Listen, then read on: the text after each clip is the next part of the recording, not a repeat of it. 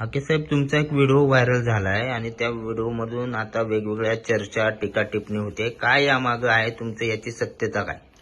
तो video viral झालाय. त्यामध्ये व्हिडिओ फोन करणाऱ्याचा आणि दोन्हीकडचे नंबर आहेत. त्यामध्ये त्या नंबरवरचं त्यांनी कसं अशा पद्धतीचं काही इरेग्युलर कोणी वागला असेल, पैसे दिले असतील, घेतले असतील आणि कायदा भंग केला असेल तर आम्हाला उचलून तुम्ही जेलमध्ये टाका.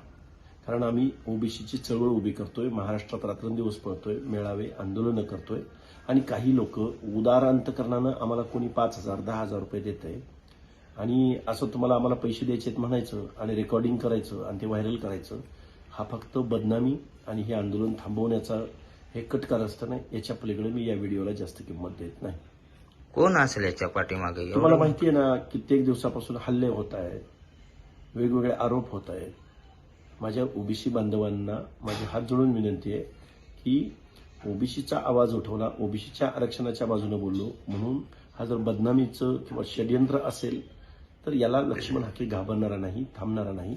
ओबीसीची चळवळ मोठ्या नेटानं या महाराष्ट्रामध्ये उभी राहील.